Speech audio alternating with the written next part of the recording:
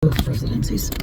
Sure. So it was pretty similar under Trump and Biden, which is a point in Biden's favor. If you're looking at what Trump has been saying, he's been saying that, like, for Latino voters, the economy just cratered under Biden. He's saying it's some sort of catastrophe. It's not. They were both very similar. There are actually a few statistics we found where Biden did better than Trump, including the homeownership rate.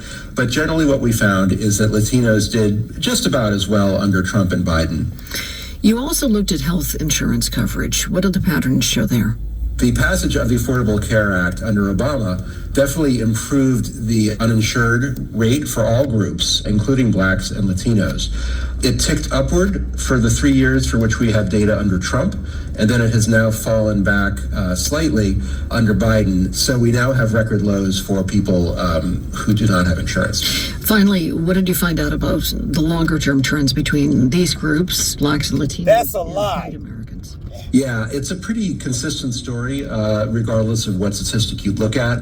Blacks and Latinos, if you compare them to whites over the long term, in most of these statistics, there's a significant gap.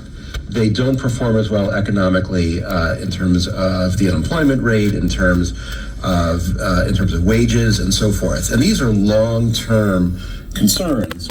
It's been decades. And you'd think maybe over time that gap would have narrowed a little bit, and it really didn't, either under Trump or under Biden. So that is one shortcoming for both of the presidents. After you did all this research and did the analysis, what's the greater picture that emerged?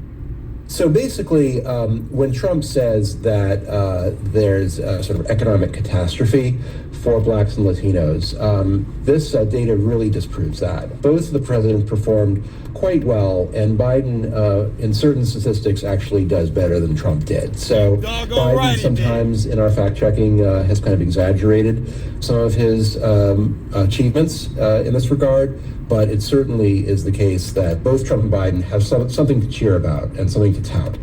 Thank you very much, Lou Jacobson, Chief Whatever. Editorial Partner, PolitiFact. Nice to talk to you, Lou. Thank you. And this program note, President Biden is set to give a rare solo presidency. So, anyway, I think some of his statistics were a little slanted because he conflicted with himself.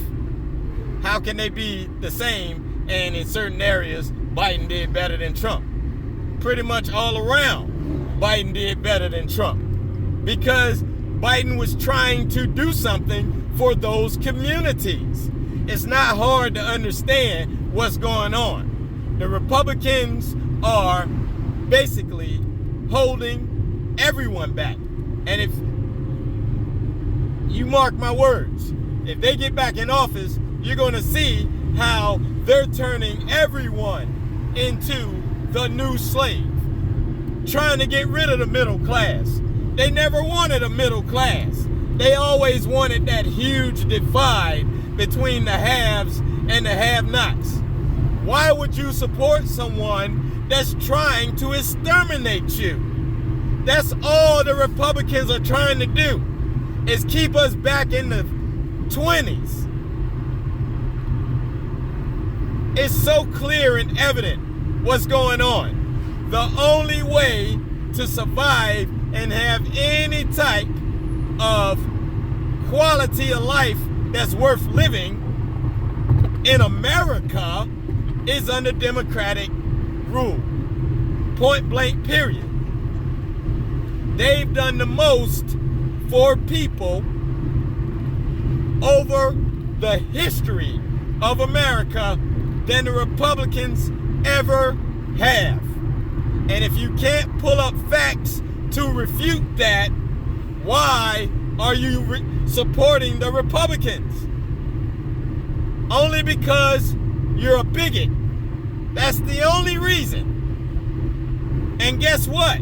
They're bigots against you. You're so stupid for supporting them. That's the dumbest thing ever. But you do have the freedom to do it. But they're going to kill you because they're trying to take away your health care. They're trying to take away your raises.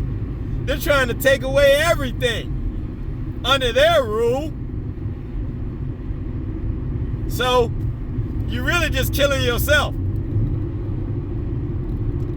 Basically, that's what's going to happen if the Republicans get back in office. You're going to see a large leaving behind of a lot of areas in America because they don't care about you.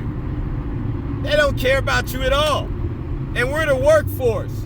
We're the ones that keep this place running. Without the working American, where would America be? Get your head out the sand, people. Wake up, 99%. Support the ones that's supporting you, at least halfway supporting you. But it's going to be a terrible place. Think about it. Don't be a sellout to the working American.